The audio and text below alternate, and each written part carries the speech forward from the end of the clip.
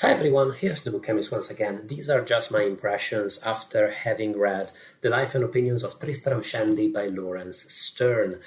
When you study postmodernism, as I did during my master's and during my PhD, one of the objections that you hear a lot is that postmodernist fiction is a bit of a scam because really self-conscious metafictional literature is not really an invention of the 60s or the 70s, but has been around forever, which is undoubtedly true by all means. And one of the examples of classic literatures that is most often cited as a pre-postmodern novel is Tristram Shandy itself, usually alongside Don Quixote. Very much like Don Quixote, which by the way is a text that clearly influenced Sterne a lot and that crops up in Tristram Shandy several times. It influenced the tone, the attitude of the novel, the liberties that it takes with certain subject matters and with its characters. Both novels, both of them, are books that engage with a certain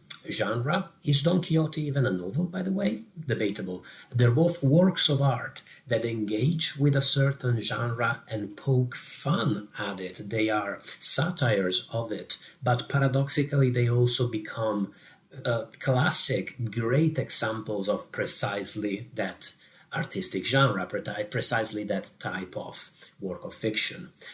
Tristram Shandy, however, is much crazier than Don Quixote. It's hard to overstress quite how quirky and playful this is, much more than I expected. It feels very much like a key work in that great multimedia genre of English weirdness that goes from the comic skits by the Monty Python to the band XTC, Lewis Carroll and beyond, and that it's one of the islands, of England's most endearing exports. Famously, the novel's narrator begins the story of his life from the moment of his own conception, and in telling his story, he digresses constantly into secondary plots and even more frequently into simple conversations between characters that end up taking dozens and dozens of pages in this fairly large oeuvre that was originally published as a 9-volume saga. An inordinate amount of time is spent just talking about Tristram's own difficult birth, and in fact at one point he remarks on the paradox that it's taken him several years to get to the day of his birth, and by that rate he will never be able to tell the story of his life because it takes him so long to go through such a short span of time. He has a point there, and spoiler alert, you're actually going to get very little of the life and only really a few of the opinions of Tristram Shandy in the book. What you get instead is a handful of unforgettable characters, especially Tristram's father, Walter, and his uncle Toby, conversing with each other and leading each other into ever more crazy reflections on all sorts of subjects under the sun, alongside a handful of other characters such as the parson Yorick, Trim, which is Uncle Toby's servant and a former soldier, and a few more. Walter and Uncle Toby are both metaphors in some way for their time, for the 18th century. At least that's what they look like to me. Walter is a man that's both level-headed but also full of fairly batshit theories about all sorts of things, from the importance of people's names to the importance of people's noses. And he reminds me a little of the state of scientific thought in the 18th century, a time that was moving fast toward the Age of Enlightenment, but was also still steeped in the semi-scientific, often really crazy theories and conceptions of the 17th century. Similarly, Uncle Toby is another bit of a paradox. He is described as the gentlest of men and the kindest too. During a crucial scene, he refuses even to harm a fly, but he is also obsessed with warfare and especially with the history of sieges and fortifications. He strikes me as another metonymy or is he a synecdoche for the 18th century, for this age where warfare had become codified and quote-unquote more civilized than it had been in previous ages, or actually than it would become again in later centuries.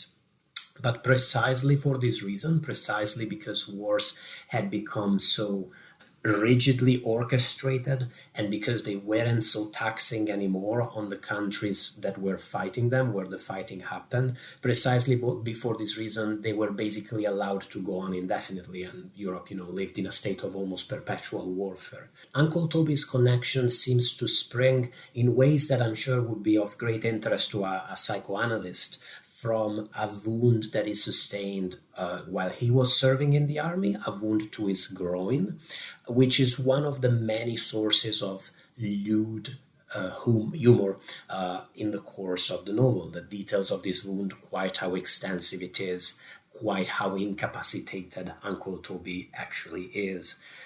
This is a much bawdier book than I expected. A lot of its humor is quite risque, whereas some others of its attitudes, especially quite how arrogant it is about some aspects of English superiority toward other cultures, and quite how scoffing it is toward the French in particular, those I was very much expecting, and I wasn't surprised or disappointed. Time and again, the narrator remarks on the importance, even the sanctity of laughter as something that is quite redeeming and quite nourishing, a truly invigorating force.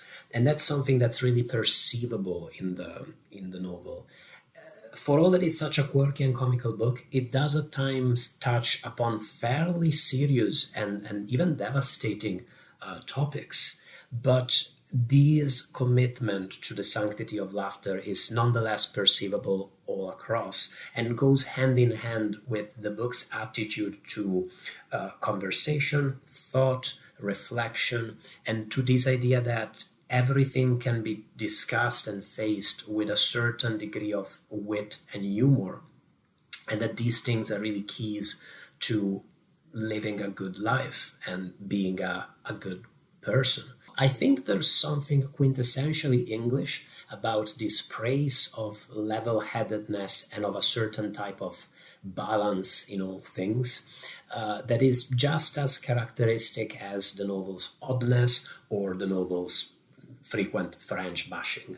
By all means, it's a dense novel. It's very much written in the idiom of its time, and even with the support of ample notes, in my edition of the novel, I'm still sure that most of the jokes flew over my head.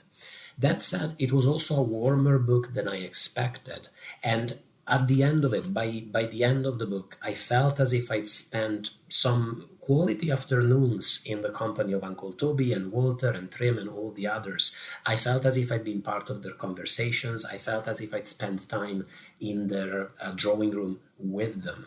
And that to me is the testimony of a great novel, regardless of its age, regardless of its genre. I was pleasantly surprised with Tristram Shandy. It's not without its challenges, but if you're interested in maybe self-conscious, maybe quirky, metafictional literature, or in the history, the history of the novel and its evolution, I think you're going to find lots that is quite interesting in here. Its structure, with the narrator starting the story of his life from his conception, then entering the novel halfway through, is also incredibly influential. You find it in a lot of other great novels: Midnight's Children, Middlesex, The Art of Losing, and beyond. I'm impressed, and I look forward to hearing what you thought. How is it perceived these days? Is it still widely read? Is it seen as a bit of a chore? I look forward to hearing from you. I find a lot of 18th century novels to be quite challenging. This was, I would say, more pleasant than many I've encountered. Or at least I found it more enjoyable, I would say, than many other classics of its age. Thanks so much for watching the video. I wouldn't even call it a review. Thanks to my Patreons for supporting the YouTube channel. Bye, everybody.